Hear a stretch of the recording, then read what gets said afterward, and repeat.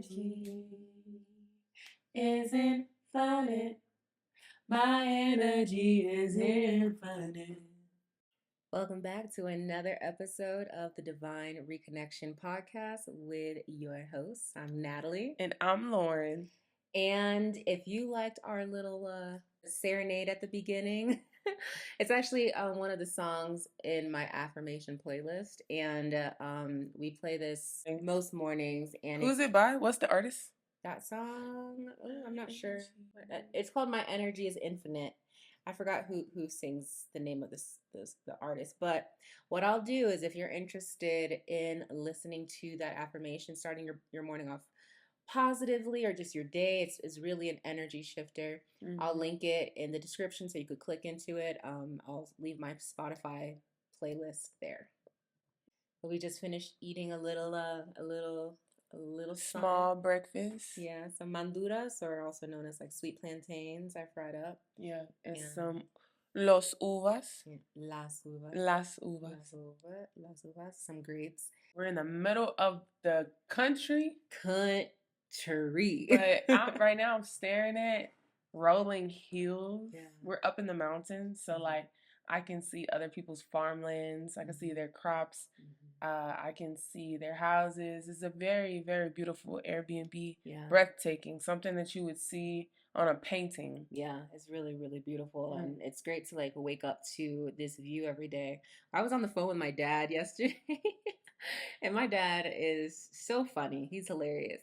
And so I was showing him this view, and he was like just gagging at the view. Just he was like, "Oh, you girls are having fun. Okay, I see you." My dad is so funny. Like, I'm laughing hysterically when I'm on the phone with him, and he's always talking about how like he wants me to settle down. He wants me to get a house. Oh, you girls, you keep hopping around like that. You need to get you a house, get you settled down. But people are different. It's just what you like. I know. I'm different. I need a house to settle down. But you could do it while you're young. And so it's so funny because I could hear him going back and forth between like being happy for me, but also being like saying that that's not what he prefers. Right, exactly. Yeah. Like, oh, you need to do this, or you need a car, you need a this. And I'm like, but Daddy, look at the life I'm living. I heard the evolution of how he talks to you now. Mm-hmm. I think I met him 2 years ago. Yeah. Maybe a little bit before that. Maybe a little bit before that. And before, he didn't quite understand our lifestyle. He didn't quite understand you. Y'all were rebuilding your relationship. Mm-hmm. And now, even though he is saying like, what you're doing, girls, like, is very, very beautiful. I can really hear the excitement. I can hear the he's happy for us. Mm-hmm. And I also can hear the fear. I can hear, but that's too unpredictable. That lifestyle right there is unpredictable. I can hear your dad's evolution of how he talks to you now. Mm-hmm. He understands. He has a little bit more understanding about you and about what you prefer out of life. Mm-hmm. And I think that you are opening up his eyes to what the world is like out here. Yeah. He is not a huge traveler. Mm-hmm. I think you told me when y'all were younger, he always used to complain about. He would always complain about traveling. Being out. I think it was multi-layered, but he was always complaining while we were traveling, and then it got to a point where he just stopped traveling with us. Yeah. Because he was just miserable, and he was spreading the misery. Yeah, when someone's not happy and when they're not having a good time, they're kind of just like complaining about things, and it can ruin the trip a little bit. But one thing I heard your dad say, he's like, "Man, yeah, we used to be on a cruise. Why we can't take weed on a cruise? I need to roll me up a blunt or something." My dad is a very big advocate of weed. Yeah. It was like, it calms his nerves, which I completely understand and I completely get. I love when people can understand what their own preferences are without trying to push on their preferences onto your life. I think it's a different energy when people are truly happy to see you happy, like, period. Yeah. You can feel when your loved one, especially, because you know how it feels, their energy. Mm-hmm. And you can tell when they are smiling at you, but they're not happy that you're of the choices that you're making. You know, they're just Yeah. tolerating it. You know, Their sometimes hate shines through more so than their happiness. They're like, oh, you doing that? Oh, okay, that sounds good. you know, I was talking to my therapist yesterday, and families operate around utilizing guilt and shame, like the Bible itself, as a form of control. Girl, Yeah. say that again. Families utilize guilt and shame, like the Bible itself, as a form of control. In families, they see it as like like you have to respect what the other person is feeling or thinking and abide by that. But low key, it's a form of abuse because you become a prisoner in your family to be loved. Yeah, because when you're younger, you start to equate, oh, my family loves me when they are happy with my choices. Mm-hmm. They praise me when I am choosing a choice they are approving of, mm-hmm. right? That they have approval of. Actually, when you get older and you start to figure out, okay, I don't prefer this. Mm-hmm. And it does make my mom unhappy, but what is more important? My own happiness. Allowing yourself to choose the things that make you happy, you start to see the difference in their reactions. And all the while in your younger years, you're like, ooh, mommy, I did this. Oh, good job. You get the validation, you get acceptance, you get the love that you're craving and you're looking for. And that's a point where like you have to actually get to in like being aware. One of the questions that I'm now like every time I make a decision or a choice in my life, mm-hmm. I have to think, am I doing this to make myself feel good or am I doing this to make others feel good? Think about 12 to 18 years where all of your decisions are tethered to, is this going to make my parents proud? Is this going to make them happy? Are they going to frown at me or are they going to celebrate me? And all those years you spend making those decisions to make them proud. But what was something that you as a child was doing to make other people happy? That Okay. Let me tell you this. When I was a child, 9 years old, I started praise dancing. Mm-hmm. All right. I made up a dance to a song, and my mom brought me into my aunt's bedroom and showed her, because backstory, my aunt is a pastor, mm-hmm. and she's the pastor of the church that we go to. So from then, my aunt had created this dance team for the church. We started praise dancing, and we went through numerous leaders, like praise dance leaders. And we got to a praise dance leader that I did not like. I just didn't like the way she was leading us, and my passion for dancing just like left. I just didn't want to do it anymore. It wasn't fun. It was too technical. I had to wear attire that I didn't like. And plus, I'm a full-blown tomboy. I was wearing clothes that didn't make me feel comfortable. And so I asked my mom, I was like, can I quit? Like, can I stop dancing? I asked my mom for years, can I quit? Can I quit? And I remember other people were involved in the decision of me not quitting. Like, they was like, but you're so good at it. Like, oh, but you're so beautiful. I started to understand that because this made my mom happy and because this made other people in the church happy, that my happiness was not important. And I just could not understand, why are you making me do this? I finally said no. I don't know what I was afraid of, but I wanted to please my mom. In those teenage years, 15 on up, I saw that every time I chose a decision for myself, if it didn't make my mom happy, then I saw our relationship kind of like drift. It's a generational thing. Yeah. Like, generations pass down this idea of guilt and shame to unconsciously train you to abide by their rules and because it makes them feel good or them feel comfortable. Mm-hmm. My mom had a hard time accepting me. I didn't really put up a lot of resistance growing up in being the person she wanted me to be. I did choose a lot of things for her and because I thought I was choosing it for myself. Am I doing this for me to feel good, or am I doing this for her to feel good? Sometimes those and tend to overlap. Yes, they do. Because especially if you're doing it for her, in turn it is coming back to you because it's making you feel safe. It makes you feel secure, and it makes you feel loved. And so that's kind of like where that dynamic is so strong.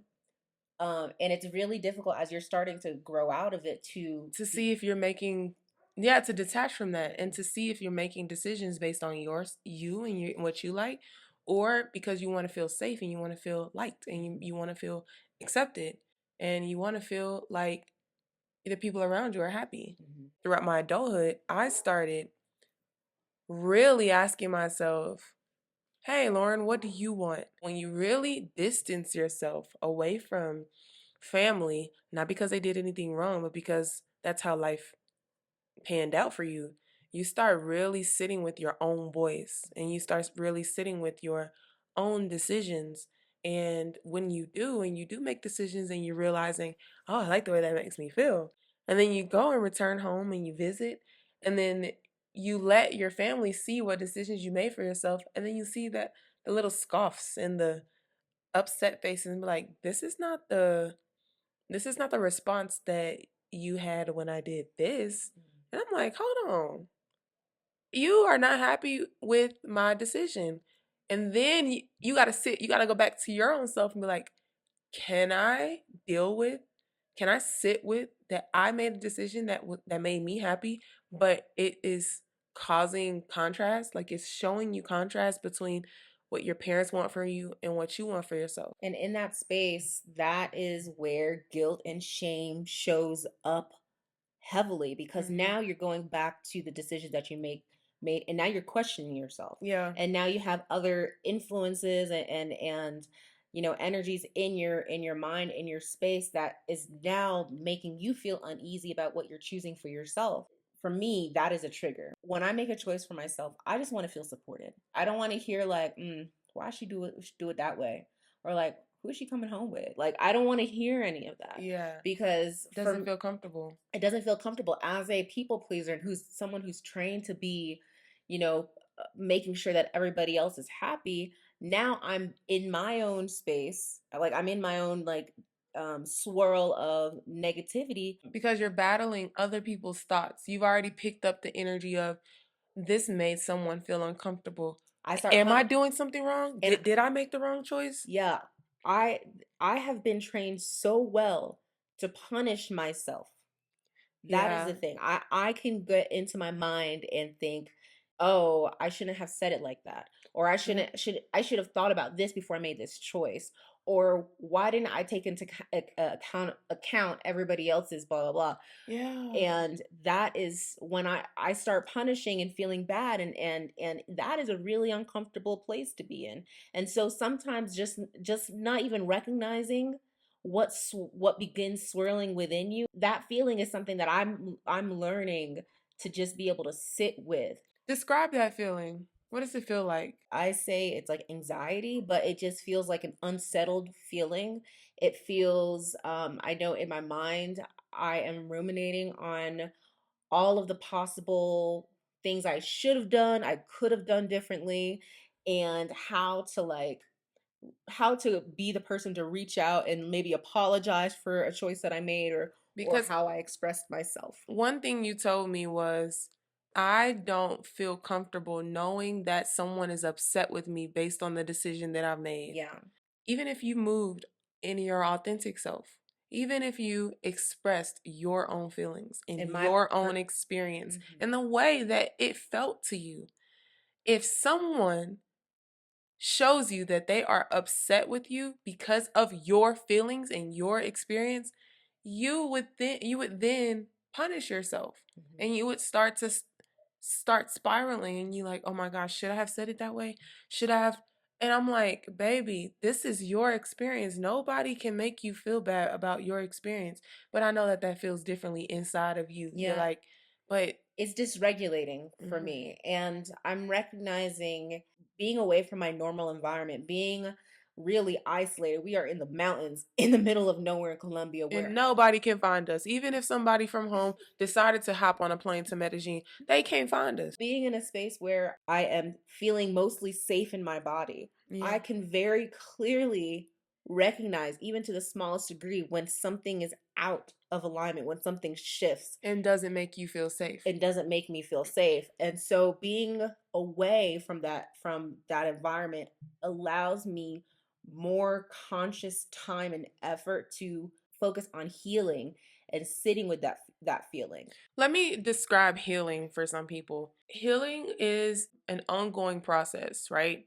It's recognizing what has been taught to you, what has been forced upon you, what other ideals and mindsets that you picked up along the way. These mindsets aren't anyone's fault, right? It's what we all go through. And so, what healing is how do I shed the pieces of other people's opinions? How do I shed other people's fears that have been placed on me? And how do I start to uplift my own feelings of safety? How do I uplift my own interests and things that make me happy? How do I pay more attention to myself and less attention to other people? It is impossible to prioritize your own feelings when it comes to other people. I used to think that it was disrespectful to uh, care about my own feelings. My brother and I had this conversation, and we both had agreed, like, oh my gosh, I thought it was disrespectful to say my own piece. To say, you know what, that's not what I prefer right now. And once upon a time, you couldn't do that when you're 7 years old. You can't do that when you're 12 years old. And so you start to think that that's normal, and you start to go into adulthood with that same training that you got when you were younger. At one point in our lives, me and my two younger brothers were all in the same household. And what we were trained on is make sure there's no dishes in the sink, make sure everything's clean. If I ask you to do something, put down everything you doing and do what I ask you to do. We're adults now, and we're not disrespectful. We're very respectful adults. We struggled, and we learned through this struggle how to say, hey, this is not what I prefer right now. Mom, you're actually dysregulated. When you come home from work, that is an environment where you were not in control. And when you come home, you try really hard to control this environment. And when you see dishes in the sink, that is your trigger, and that reminds you that you are not in control. And what you do is you try to project that onto us. We had to have that conversation with her. I'm like, Mom, you got to figure out a way to regulate yourself, I'm because not cleaning them dishes. it's not. I am an adult now. I have other priorities. And when I was 12, my only priority was to go to school and clean up this house. Now that I'm 30 something, even though I'm in your house, I'm here visiting. I'm an adult. There are other ways that I can contribute, but it is not you come home from work and these dishes need to be out of sync because I work all day. What's your excuse now? Because we all work. Mm-hmm. You know what I'm saying? And we started to call out our parents in their ways of dysregulation and how they use control to try to regulate us. It was very interesting, her response. And my mom she does respect me, Lawrence, and Landon's mindset. And you guys have the space. She provides you the space to be able to be open and not take it personally. I think your mom is somebody who will be open to listening, and she'll probably sit with it and think herself. I applaud my mom on that. She has grown so much. She allowed us to point out her controlling issues through our own healing. She allowed us to be a mirror to her. My youngest brother, he is very good at saying no. He is very good at regulating himself and just say, you know what, my battery is low right now. I'm about to go in my room, and I'm kind of done socializing right now. When it comes to him and my mom's relationship, he's able to tell her, hey, you overstepped. You were in my room, you were looking for something, you did this. Like, I didn't appreciate that. That made me feel X, Y, and Z. And my mom will sit and think about it. I love that my mom does not get defensive.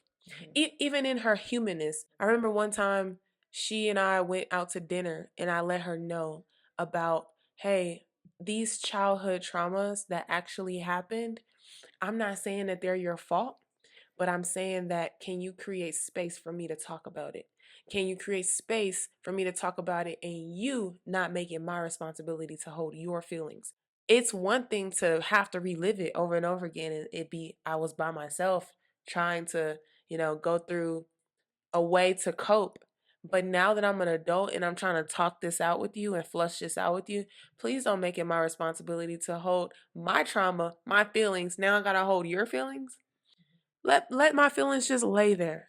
Let us I want to hear, you know what, Lauren? That was tough for you to deal with that. I'm so sorry. How are you working through this now? I'm sorry that my lack of whatever, because no one I can't blame you because you didn't have the tools. You were doing the best you can. But I think that what adult children now need from parents and from adults and guardians is I know that you have feelings about what I'm saying. I know how uncomfortable it makes you feel. But is there a way for you to make space for me to feel how I feel? Not everybody has that ability with their parents. I think that that within your relationship dynamic is healing, but you have so many other people are never going to reach that point with their That's parents. true. And it's so the question is, all right, so then how do I move in a space where I'm trying to heal and I want to be able to be open and express how I'm feeling about certain situations or how I've felt in past situations while still being faced with the fact like I know that my parents or They're this not person going is to not going to be accept. able They're to not. accept it. Yep. Right? Like I'm in fearful mode of like how are they going to react? Yep. Yep. This is what I had to do because I did go through that. I had to ask myself, what do I want? I had to ask myself, what do I want from this? Do I want my parents to say, I'm sorry, will you forgive me? Because most parents are not going to say that. The hurt is too uncomfortable. What you are presenting to them is too uncomfortable for them to accept. So, what do you want? What do you, as the adult child who has been hurt, who has a lot that they want to talk to their parent about, what do you need in this moment? Most of these young adults are going through something called no contact, where they're like, I am no longer going to communicate with my parents. A lot of people can't do that either. What I needed was to get away. What I needed was to get out. I liked how it felt for me to not be in their presence versus me being in their presence. When I'm in their presence, what's in my face is they have a relationship that I don't like. They're very uncomfortable when you talk about progressive topics. I'm gay. I have a beard on my face. I left, traveled outside of the country. And when I came back to live with them, I realized how I was being triggered and traumas were popping up all over again. And I went through a period of hating my parents and not having a relationship with my parents, stonewalling them, silent treatments. And I'm like, ooh, I don't like how my body feels when I'm in their presence. I had to figure out, can I love them from afar? And what if they never say the words that I want them to say? How can I allow them to go through their own process? You being in their presence was always like Trigger. a trigger for them. I was triggering them because I was going through a healing process that they knew nothing about. They didn't even understand.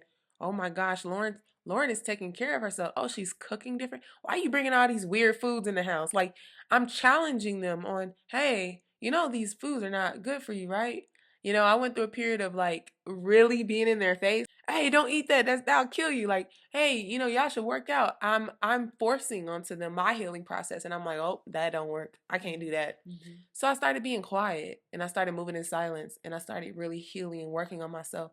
They saw me meditate. They saw me start gardening. They saw me start cooking healthier foods. They saw me bring my relationship around, and I was actually being open and not hiding about it, and I was proud about it. I'm like, hey, this is me.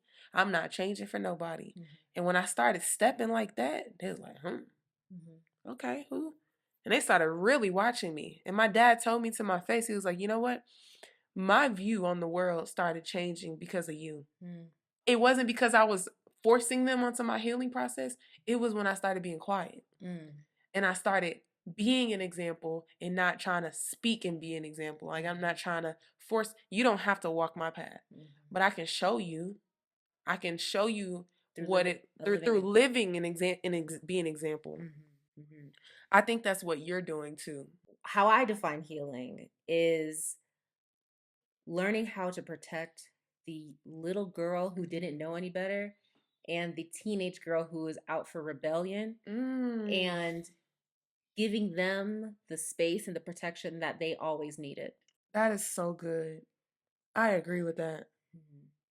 Because I can feel both of them come up in various situations, and it comes up in cycles. It comes up in cycles. Oh my god! Like the little girl in me is that first initial reaction that I'll feel. How old is that little girl? That little girl can be 5, 6, 7, 8, 9. How does she act out? Like, how does she want to be seen? She just wants to be loved, and so she just wants to do what is right, quote unquote, right, to receive that love. Yep. But then the teenage version of me is the rebellious one, and it's like, no, I don't want to do that anymore. Like, I'm not gonna take that from you, and they want to be the one that fights back. They want to lash out. They want to lash out. Through your healing process, you are being approached by both versions of yourself. And that's just two. That's just two versions. Yeah. There are many versions of you. Right. But those are the ones that that you're mainly like operating in. Our relationship has been a beaming light on those parts of myself that just want to be loved and just want to be seen and heard and understood and feel safe. And that's all you want. That's all that I want. I like nothing that I'm doing in my life or how I'm moving in my life has to do with anybody, how anybody else acted or whatnot. Everything has to do with how I feel. I didn't like how I was feeling. I didn't like who I was when I was in a certain space. I didn't like who I was when I interacted with this person. I didn't like who I was when I was in this environment. Yeah. So I had to remove myself from that because I enjoy and I like the feeling of who I am, what I'm able to do, how I'm able to thrive and live, my mindset, how that is able to just expand in a different space. And so in one of the last podcasts, I said, like, absence can be the biggest or absence can be your loudest boundary. And it's not even a boundary against people, it's a boundary for myself. For protection. To protect the little that's so girl good. inside. That is so good. Boundaries are not a retaliation and it's not against you. Boundaries is a gate at which I can love you and love me simultaneously. Right. I can love us both if you allow me to put this gate here. Because if that gate wasn't here, you would overstep. If I didn't draw the line in the sand, that means you don't know where the line is. You're not trying to hurt me, but you don't know where the line is. And if I don't know where the line is, then you're getting too close and I'm feeling all dysregulated. Or I'm putting too much of myself out there. It's like, the more boundaries you create, it's because you're learning yourself more and more of, keeping yourself in a space where you do feel good, where you are able to regulate yourself and be able to still love everybody in your life. Boundaries don't mean I'm going to cut you off. I still love the people who I've had to cut off. Yeah. But it's not out of spite or hate. It's out of so much love. The misconception about boundaries is that people view it as a negative thing and they're like, I don't know how to operate around you. She acting brand new. Yeah, she acting like different. She can't talk to nobody. That's usually the response when people don't know how to create boundaries themselves. I think it's noticing a change in someone and being triggered by that change. And I think the trigger is like, well, they're blaming you for the change in the relationship, that dynamic that they're used to, and they're not able to maintain that dynamic or the level of control and the level of influence that they had in your life because you are setting a hard line. Yeah. Whether it's distance, whether it's love, communication. When I see certain people in my family, I can almost clearly point out dissociated, childhood trauma, financial insecurity, Controlling, trust issues. trauma bonded. I can see all of these things. And why are you saying that? I'm saying that because I'm not putting fault on them for being that and not being able to know how to meet me in my needs and support me in my needs while they still are operating unconsciously through their own shit. You can accept it and you can call that shit out because they won't know until they have experiences that teach them. And some people are, I'm going to tell you. Listen, it's because in your head you want them to agree with you. No. You want them to see it. Just listen. You want them to see it. And you think that it is not important for you to speak on it because they won't see it. That's what I felt in my body. When you said that you accept people and where they are in their healing journeys, that meant to me that there is no point in me speaking up and saying this because I know that they won't understand. You're not looking for them to understand. You are trying to get the reps in to figure out how can you set your boundaries. I'm going to do it right here. I'm going to do it right here. I'm going to be consistent here. I'm going to be consistent here. Every time you come to Natalie, you are going to see Natalie be consistent in setting these fences around because she's trying to love you and love herself at the same time. What you are building within yourself is the consistency. It's the building of the strength to do it every time and not sometimes. That's what I'm trying to get you to understand. It's not so that they will understand. It's so that you will do it every single time. But I think that you ruminate in your head, they are here and they're still learning and they don't have anybody in their life. They're on their own journey. They don't understand. Yeah, but every time when I'm around, they gonna learn. I'm not letting a person sit in my presence and disrespect me or anybody that I love. They are not going to get a pass.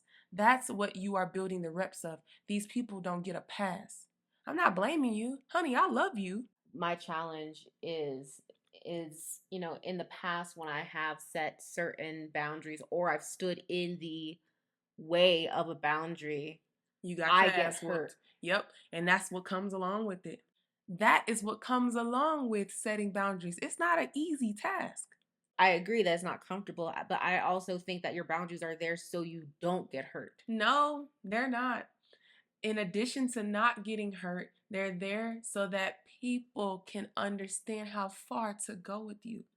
Just because I tell somebody no, that don't stop somebody from punching me in the face. Your boundaries are not going to stop people's behaviors, not 100% of the time. So if you say no and they don't like how it feels when you say no, I can't fuck with Natalie. I used to get over on them, but I can't do that no more. I don't want to be around her. These boundaries are not to push people away, but they do protect you. They protect you not physically, they protect you mentally, emotionally. They protect you in these ways. Mm-hmm. They're not going to stop you from physically getting hurt, but eventually, when your boundaries are set and strong enough and you got this arm around you, and guess what? And you got people around you who know how to set boundaries and be there for you, those people, it will be like warding them off. It's like mosquito spray. They won't come around no more because the energy that lives within you won't even allow it to come around you. That is the beauty of all this. Mm-hmm. People may believe that if I set boundaries, these are going to be a bulletproof way to keep me safe. That's a misconception about creating boundaries. Boundaries are not always going to keep you safe. What they're doing is they're teaching people what they can do to you and around you, and they get to make the decision. They keep telling me no. They keep stopping me when I talk negative around people. They keep showing me a reflection of me, and I hate me, or I don't like me, or I can't even see me. So I don't want to be around Natalie no more. People learn how to be around you. That's the point of boundaries. When you have to do that for the people that's closest to you and the people that you actually do want to have relationships with, there's a part of you that has to grieve. There's a part of you that grieves that relationship, that grieves, what the relationship was, that grieves what you wish the relationship could be.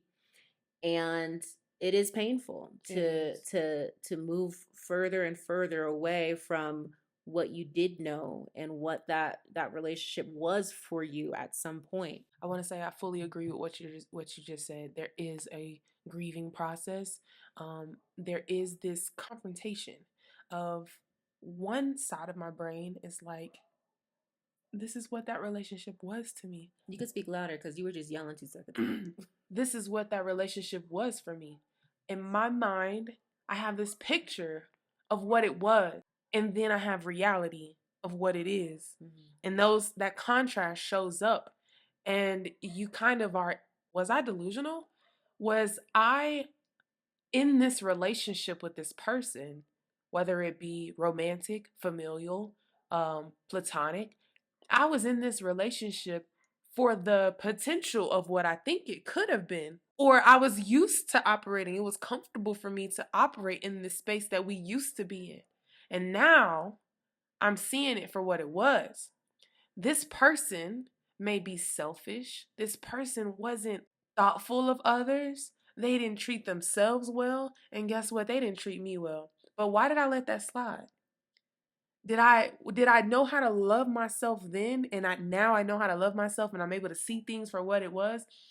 I'm realizing that that person doesn't love them. That has nothing to do with me. They don't love themselves. You know how I know they don't love themselves? They don't treat themselves with respect. Do you respect and yourself? do you respect others? And do I agree with how you respect yourself? Do those align? How do you treat your kids? Do your kids respect you? Not are you able to control them, but do they respect you? Do they feel comfortable coming to you? Do they feel comfortable relying on you? Are you a safe space? Are you a safe space? Are you a safe space? Can you provide a space where I can show up fully myself? Do we agree on what a safe space is? What is a safe space to you? And is that the same to me? Because if they're different, we don't need to be around each other. Because you may let someone come around you and they end up stealing your money. I ain't gonna let nobody come around me and steal my money. I'm not going to let people around me that don't love themselves. And that energy of alignment is so important. How we love ourselves align. That's why we're able to live together. We have to agree and be aligned in what a safe space is and shift away from what is not aligned with that. We were talking at one point about values. Like, what is it that you value? Knowing what your values are and what makes you feel good, what makes you feel fulfilled, what makes you feel happy, excited in those moments, those are your leading trackers for what does and does not align with you. Whether that's in an opportunity, in a choice that you make, whether that's in a person and the relationships that you have.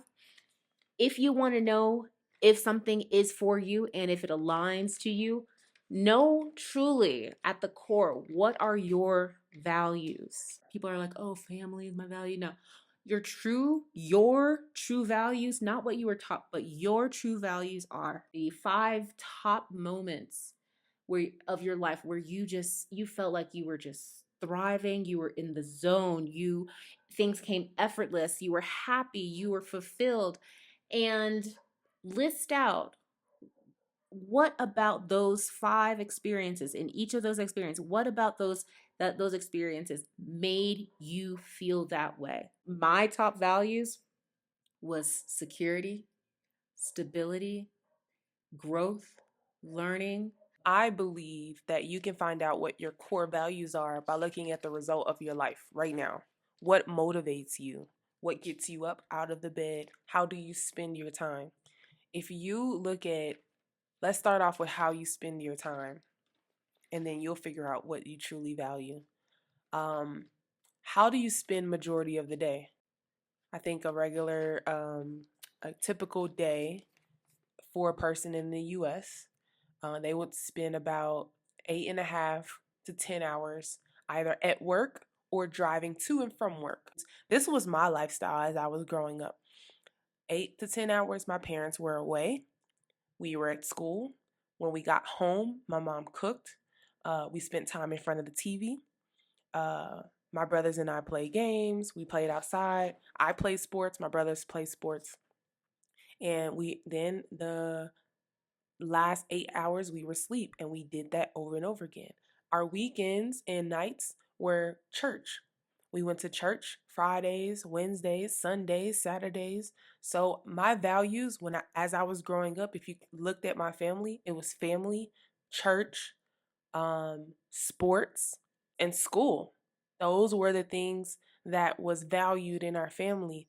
And as I got to college, what I valued was education, money, friends, my family, because I spent time calling them and hanging out with them. But now, because your values can change, now I value freedom, I value authenticity, I value nature, I value food, I value learning and growing, learning new things, growing as a person. What do you spend your time, energy, and focus on? That's what your true values are. If you want to see if you're living your life in alignment with what it is that you feel like you truly value in your life, take a look at when was I the most happiest, the most fulfilled? What moments did you really love yourself? Loved how you felt about yourself. I always feel great when I'm performing, like when I'm on stage. I felt amazing when I was teaching English in Korea, just that period. Our relationship and being able to run our own business. Those are those are four moments where I just feel really, really great. Once you start getting to know yourself, then these values are going to start showing up, and it can be on how do you spend your time, what motivates you. Those values are hiding somewhere in there, but you got to search for them again. You got to look at your life right now. What makes you feel happy? What makes you feel safe? What makes you feel free? Is it in alignment with how you like yourself to feel or not? And so from there, then you can start adjusting and auditing your day to day. So you start moving and living and, creating relationships that are in complete alignment with the version of yourself that you prefer. One book that I want to plug in here that was really monumental for me personally, it was Think Like a Monk. And in that book, he talks about what we just finished discussing, which was your core values, and how he asked for it was actually activities in there. And one thing he asked was to audit your time. Take a look at the book, Think Like a Monk. It was really, really good. All of the books that we recommend, we have a resources page on our website. So just go ahead and check our resources page. These were actually resources that we've used, that we've practiced, that we actually listened to, and that actually made a change in our life and the way that we think. Thank you guys for listening to our episode. What is it, episode 6? I think. Y'all, we pumping episodes out. Yeah. Episode 6 of the Divine Reconnection podcast. If you like this podcast, if you like this episode, submit questions and we will talk about them. Yeah. Thank you so much. Share this with somebody who you think it will help. Love you guys. All right. Bye.